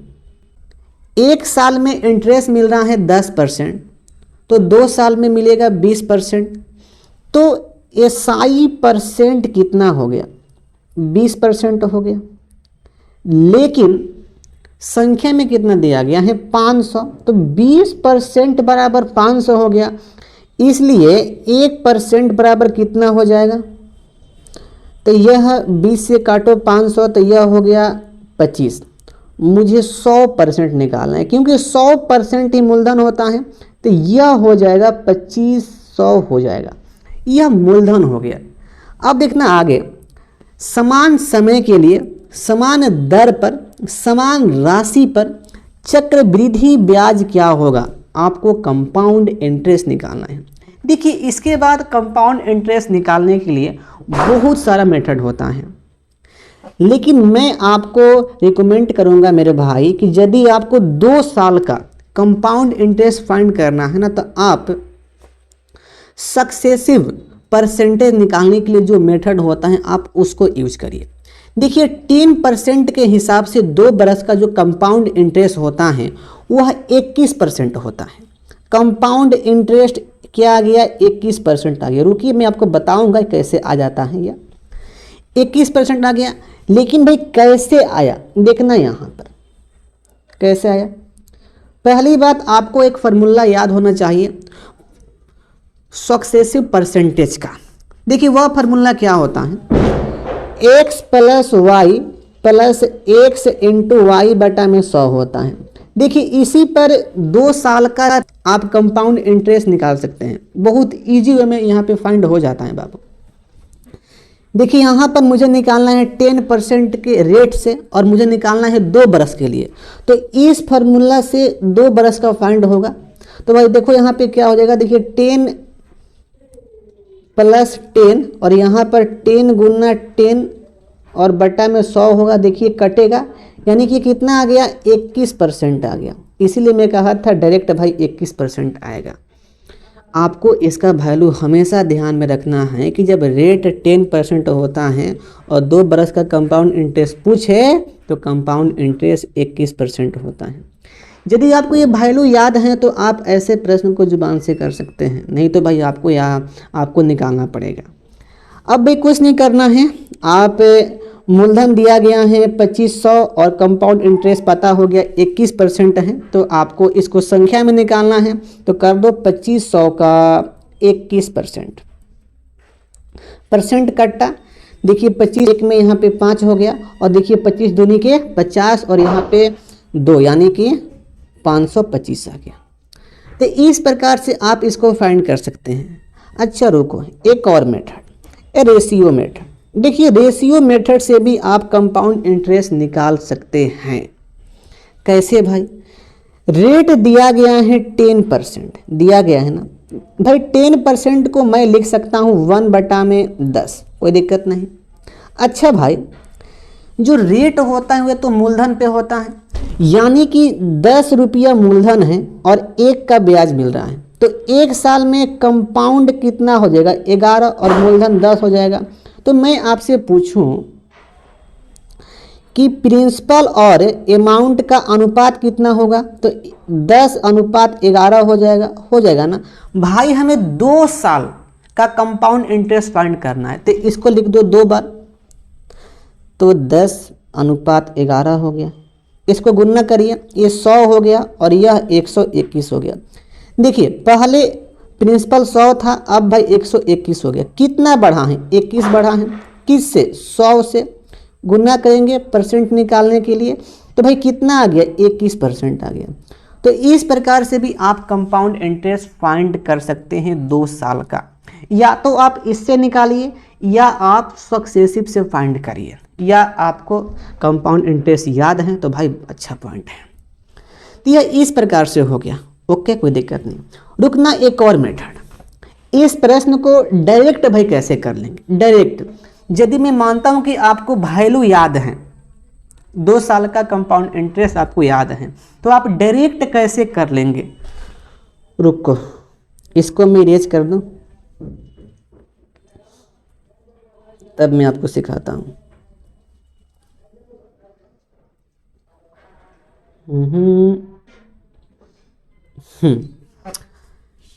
देखिएगा, पहली बात यहाँ पे तो फिक्स है कि जो SI% होने वाला है यह 20% बराबर 500 होने वाला है।